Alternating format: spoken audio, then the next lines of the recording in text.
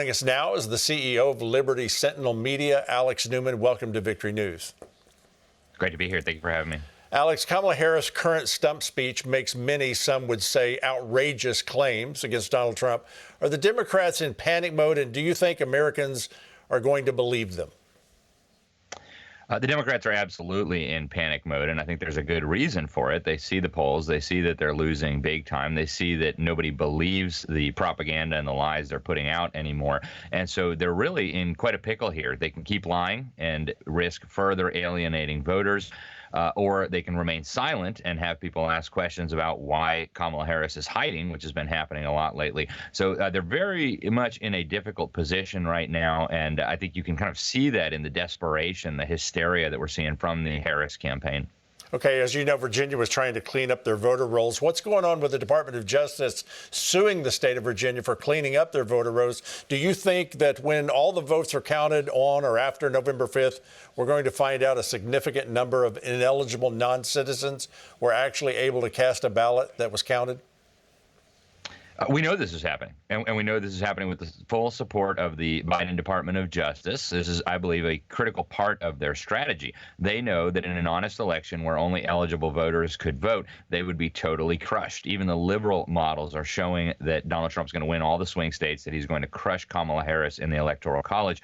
And so the other side has a very, very difficult trick to play here. They've got to ensure that they can find more votes from various different places. And of course, we know that in all the swing states, you've got hundreds of thousands of ineligible voters on the rolls, felons, people who have left, illegal immigrants, various people who are not legally allowed to vote. And so this is a key part of their strategy. And to see the Department of Justice suing not just Virginia, but also other states to try to ensure that these ineligible voters remain on the rolls, in my opinion, raises questions about criminal activity. It does.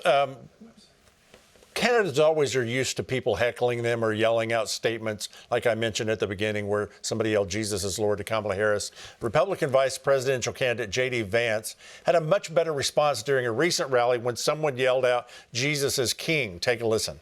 Anti-Christian rhetoric and anti-Christian approach to public policy. I don't think that's right, Jesus is King, and I don't think that we've seen... So how do you think Kamala Harris telling the Wisconsin student believers in Jesus that they weren't welcome at her rally is going over with the American people? What does that say about her as a person? Well, you notice that the liberal media is not talking much about this. They know that they're going to need votes from people who at least label themselves as Christians, and so they're trying to keep silent about this. But I think it's very telling. It doesn't matter what Kamala Harris thinks. It doesn't even matter what J.D. Vance thinks. Jesus Christ is Lord. Jesus Christ is King. He will remain Lord and King, King of all kings, indefinitely. But this, I think, puts, again, Kamala Harris in a really awkward position. She's trying to look moderate. She's trying to look mainstream.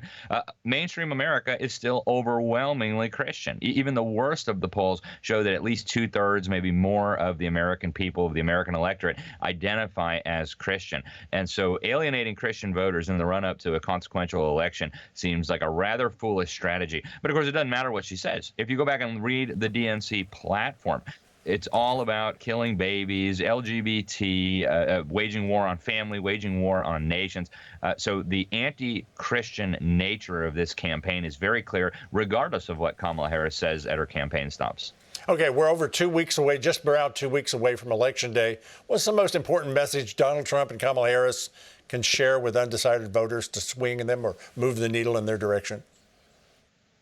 I think, unfortunately, I wish people were concerned about bigger issues, but unfortunately right now the thing that seems to be on most people's minds is they're having trouble being able to afford groceries, pay their bills. This is partly because of inflation, partly because of the wide open border. And so that is really what people are looking for. How are you going to bring my cost of living down? How am I going to be able to make ends meet? We don't need government handouts. We just need a restoration of freedom. That's exactly right. Alex Newman of Liberty Sentinel, thank you, sir, for being with us today on Victory News. Thank you for having me.